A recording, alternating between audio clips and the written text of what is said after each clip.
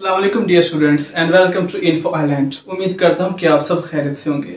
जैसा कि आपको मालूम है कि इंटरमीडिएट पार्ट 2 की एग्ज़ाम शुरू हो चुकी है और मंडे वाले दिन आपका इंग्लिश का पेपर है। तो आज इस लेक्चर के अंदर आपके साथ इंग्लिश की पेयरिंग स्कीम को शेयर करेंगे। किसी भी सब्जेक्ट की बेहतरीन तैयारी के लिए जो बेहतरीन तरीका है वो यही है कि आपको उस सब्जेक्ट की पेयरिंग स्कीम का पता हो। आपको ये ऑलरेडी पता हो कि हमारे एग्ज़ाम के अंदर इस टॉपिक से इतना पोर्शन पेपर में आएगा। तो आज हम आपको बताएंगे कि इंग्लिश के किन चैप्टर्स में से कितने क्वेश्चंस और कितने एमसीक्यूज आपके फाइनल एग्जाम में आ सकते हैं। तो बिना कोई वक्त को ज़ाया किए शुरू करते हैं आज की वीडियो।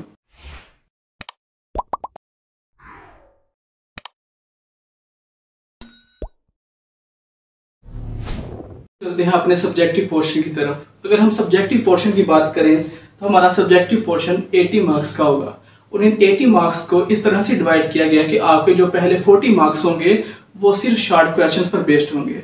अब उन शॉर्ट क्वेश्चंस की हम डिवीजन देखते हैं कि पेयरिंग स्कीम के अंदर किन चैप्टर्स में से कितने शॉर्ट क्वेश्चंस आपको पूछे जा सकते हैं।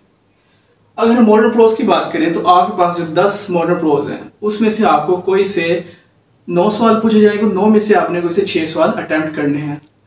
तो इस तरह से डिवीजन की गई है कि आपके जो पहले 3 लेसन हैं उन पहले 3 लेसन में से आपको कोई से 4 शॉर्ट क्वेश्चन आएंगे और उसके बाद जो 4 से 7 आपके लेसन है इनमें से कोई से 2 शॉर्ट क्वेश्चन आएंगे। उसके बाद आपके जो 8 से लेकर 10 तक लेसन है उसमें से आपको कोई से 3 शॉर्ट क्वेश्चन आएंगे। इस तरह से आप लोग देख सकते हैं कि आपको कौन से प्रोसेस ज़्यादा अहम है, क्योंकि उनसे ज़्यादा मटेरियल आ सकता है तो आपने उसको अच्छे से प्रिपेयर कर लेना है। उसके बाद अगर हम हीरोज़ की बात करें तो हीरोज़ के अंदर जैसे कि आप देख रहे हैं कि पहले 3 हीरोज़ में से आपको 4 शॉर्ट क्वेश्चन आएंगे और बाकी जो 2 हीरोज़ हैं आपके पास उसमें से भी आपको 4 शॉर्ट क्वेश्चन आएंगे। तो इस तरह से अगर आपको इसे 3 हीरोज़ अच्छे से कर लेते हो तो आपका ये पोर्शन कंप्लीट हो जाएगा।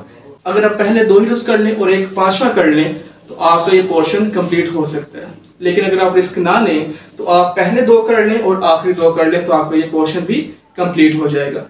इसके बाद हम बात करते हैं अपने नावल की मिस्टर चिप्स की, जिसके बहुत ज़्यादा क्वेश्चंस होते हैं। इसकी अगर हम मार्क्स डिवीजन की बात करें तो आपको जो पहले 5 चैप्टर्स हैं इसके उन पहले 5 चैप्टर्स में से 4 क्वेश्चंस पूछे जाएंगे। उसके बाद जो आपके 6 से लेकर 10 तक चैप्टर्स हैं उसमें से आपको फिर 4 शॉर्ट क्वेश्चन पूछे जाएंगे। जो आखिरी आपका पोर्शन है 11 से 18 चैप्टर्स तक का उसमें से आपको 4 शॉर्ट क्वेश्चंस पूछे जाएंगे। तो इस तरह से आप लोगों ने इस पेयरिंग स्कीम को अपने माइंड में रखते हुए अपना जो सब्जेक्टिव पोर्शन है वो आपने तैयार करना है। और इसके बाद अगर हम एसेस की बात करें तो आपको पेपर में 4 ऑप्शंस आती हैं। उन 4 ऑप्शन में से आपने कोई सा एक ऐसे लिखना होता है।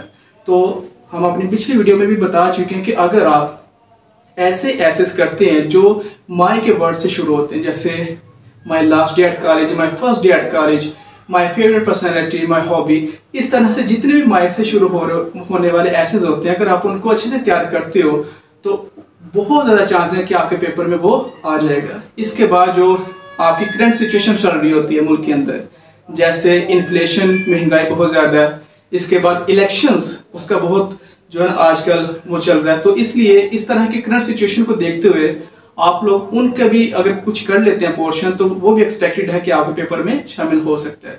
इसके अलावा मैंने अपने शॉर्ट्स के अंदर आपको 12 जो है वो मोस्ट इंपॉर्टेंट एसेस बताए हुए हैं और उनकी कोटेशंस भी आपके साथ शेयर की हुई है।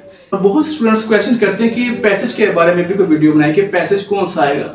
तो पैसेज के बारे में सबसे पहले तो आपकी ये जो एक मिथ है कि वो पास्ट पेपर से रिपीट होता है, ये गलत है।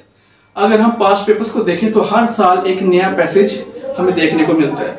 तो इसलिए हम नहीं कह सकते कि इस साल भी पास्ट पेपर से वो रिपीट होगा, क्योंकि बहुत रेयर चांस होते हैं कि वो पैसेज रिपीट हो सके। तो आप ऐसा कीजिए जो आपके पास्ट पेपर्स हैं उनमें से जितने आपके पास पैसेजेस हैं उनकी जितने भी डिफिकल्ट मीनिंग्स हैं वो आप याद करें, अपनी वोकैबुलरी को इन्हेंस करें, क्योंकि आपके पास कोई भी पैसेज आएगा उसमें आपने जो वोकैबुलरी अपनी इन्हेंस की होगी वो आपको ज़रूर हेल्पफुल साबित हो सकती है।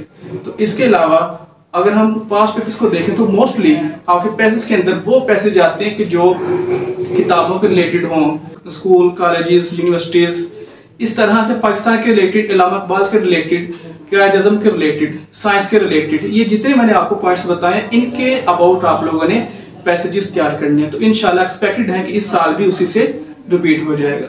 अपनी दुआ में याद रखिएगा और बहुत सारी बेस्ट विशेस आपके लिए। अल्लाह हाफिज़।